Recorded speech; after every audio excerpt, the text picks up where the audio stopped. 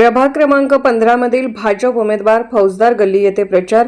सांगली मिरज आणि कुपवाड महापालिका निवडणुकीअंतर्गत प्रभाग क्रमांक 15 मध्ये आज फौजदार गल्ली खणबाग येथील विठ्ठल रुक्मिणी मंदिरामध्ये भारतीय जनता पार्टीचे सर्व उमेदवार श्री हनुमंत बंडू पवार, मोहम्मद बशीर इब्राहिम बागवान, सौ श्वेता अजय लोखंडे, सौ विद्या गजानन ललावडे व सांगलीचे कार्यसम्राट आमदार सुधीरदादा गाडगीळ यांच्या उपस्थितीत विठ्ठल रुक्मिणीची महाआरती करण्यात आली।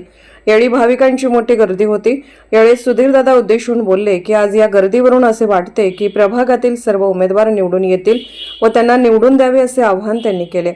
ही फेरी संपूर्ण खणबाग येथे काढण्यात आली।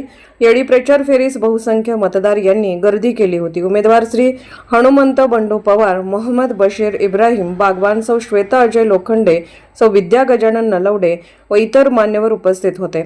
यावेळी मतदारांनी त्यांचे औक्षण केले व त्यांना आशीर्वाद दिले। मतदारांनी भरभरून त्यांना पाठिंबा व्यक्त केला।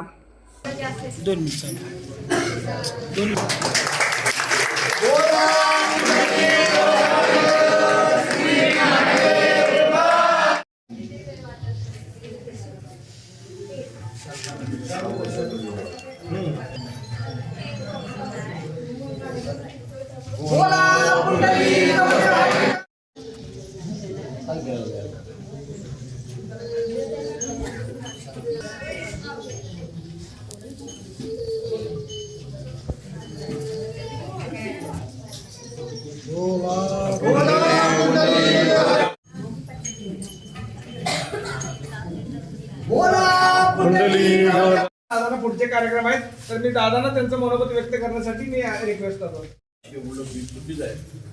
आता साकाल जायच्या स्वतः लपवायची खूप चालणार नाही।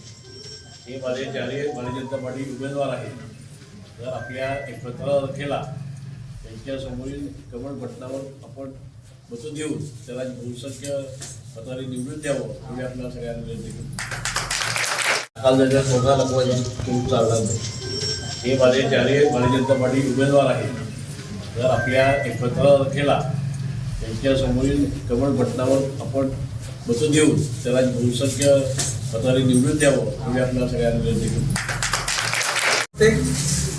आज सांगलीतले आपले फौजदार गल्लीमधील विठ्ठल मंदिरमध्ये सगळ्या गल्लीतल्या लोकांनी इथं सुधीरदादा मान्य कार्यसम्राट सुधीरदादा गाडगीळ यांना आरतीसाठी निमंत्रण केलं होतं।